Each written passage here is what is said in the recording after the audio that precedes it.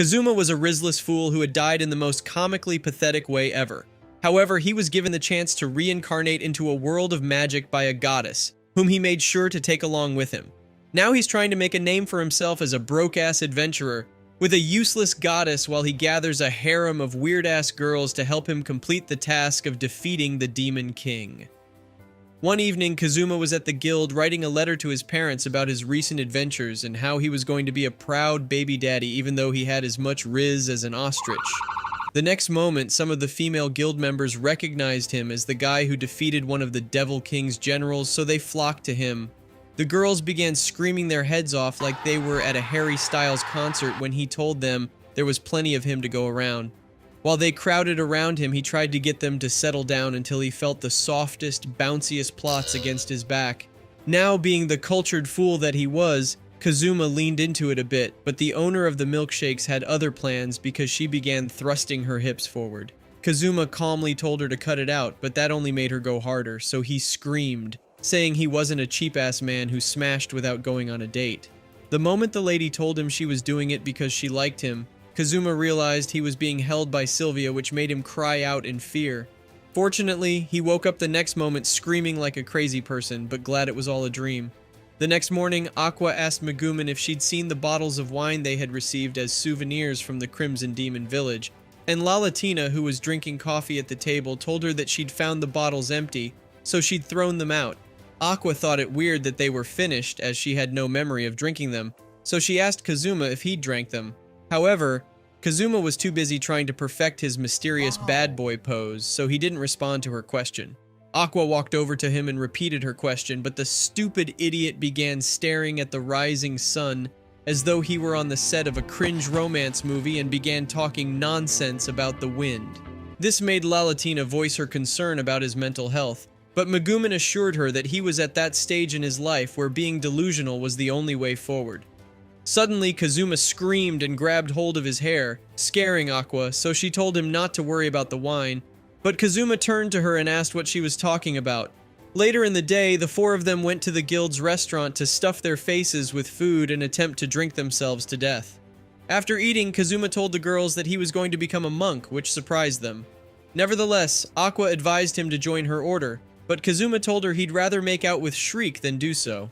Lalatina then asked why he suddenly wanted to become a monk, so he explained that he had once believed he was in his popular arc when Yun said she wanted to be his baby mama, and after he'd slept in the same bed as Megumin.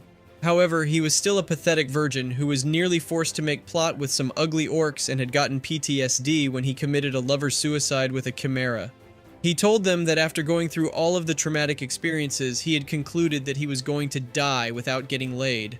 Aqua then hugged him, saying she would share some words of wisdom to lift his spirit, but the bird-brained idiot started talking about her stupid order, which only made him mad. He immediately got up from his chair and said he was switching jobs from adventuring to monkhood. He then went to the receptionist and asked her to give him directions to the nearest temple, which she did. Before he ran out of the guild, he confessed to the receptionist that he had once had a crush on her. Soon after, Kazuma began his journey to the temple with the girls right behind him, and Lalatina trying to convince him not to do it. Aqua told her to let him be, as his inability to commit to things was the inspiration behind Central C's commitment issues. She said that by nightfall he'd be looking for the nearest bottle of booze so he could outdrink Zoro in a drinking contest. Kazuma heard what she said and told her to shut up, which only led to the two fools bickering like siblings. As Megumin watched them argue, she remembered how Kazuma had stood by her when she was trying to master her magic. When she snapped out of it, she heard Kazuma tell Aqua that his resolve was as strong as the mountain next to them.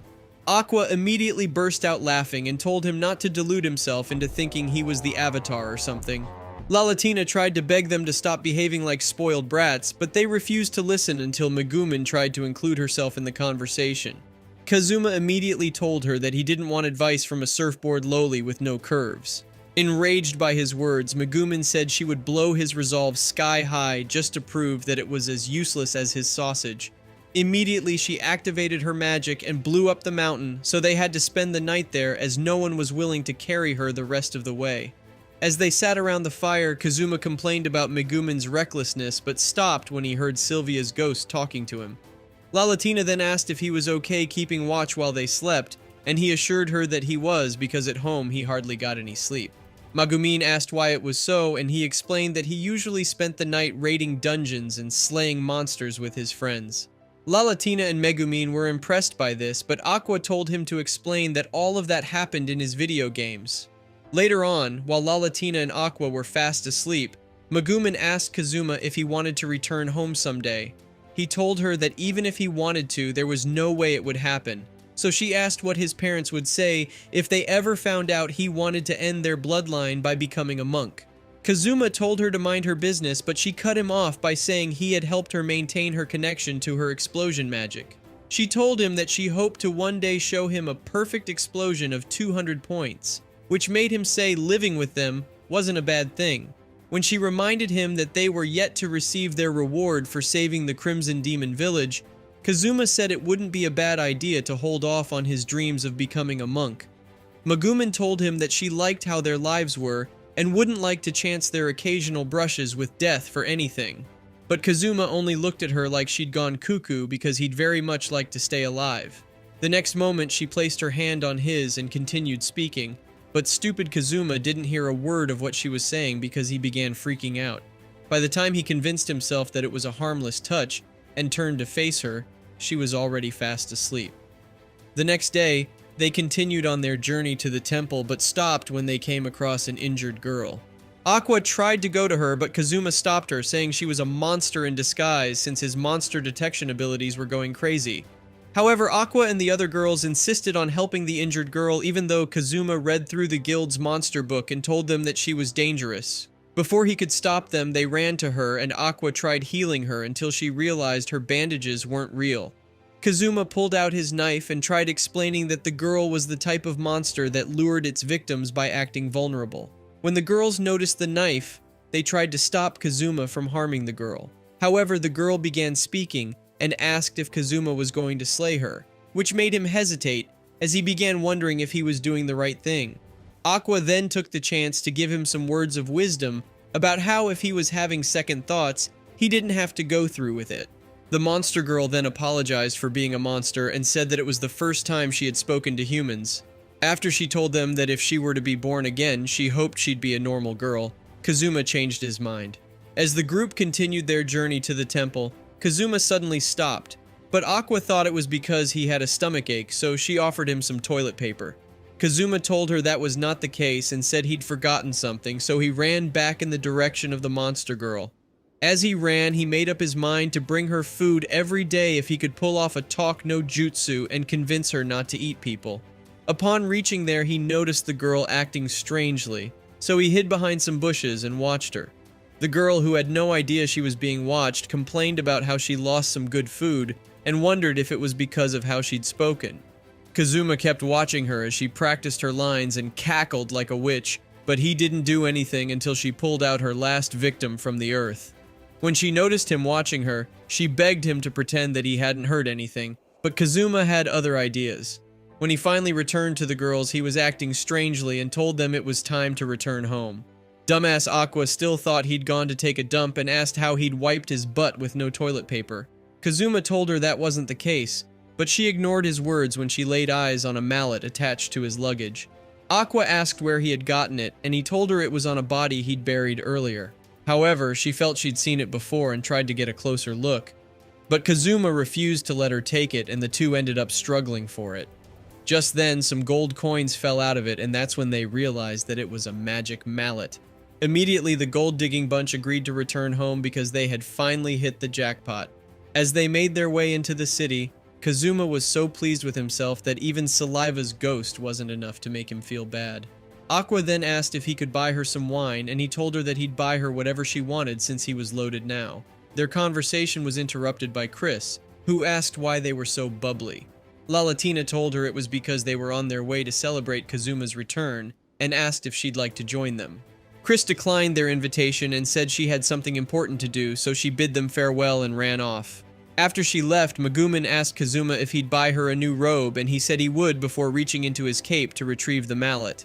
However, he couldn't find it as it had been swiped by Chris, which made him scream. Later that night, Kazuma lay on the floor sulking, and Megumin told him to cheer up as it wasn't the end of the world. Aqua then pulled up with a bottle of wine and laid down on her futon to sleep after she said Kazuma was back to being a broke-ass loser. However, before she could drift off to La La Land, a knock sounded at the door, and almost immediately, she and Kazuma went outside to attack the poor, unsuspecting fellow. In the end, Lalatina gave them matching bumps on the head because the man they attacked was her family butler. When she asked why he had come, he said that her only asset was in danger, making Kazuma ask if her plots were going to be reduced since her jugs were the only assets she had. The butler said that wasn't the case before handing Lalatina a letter with the royal seal on it to read.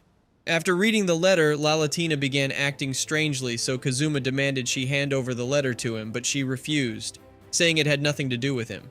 Kazuma ignored her words and used his steal ability to take it from her, after which he read it out loud for the others to hear.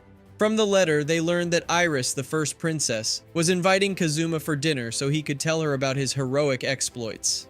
Lalatina tried to convince him not to accept it, but he and the other two idiots decided it was their turn to join the big league. If you've watched up to this point and want to know what happens next, let us know by commenting, "Rip Aqua." My fellow Rizzlers, if you enjoyed this video, make sure to click on this next one right here and keep on laughing.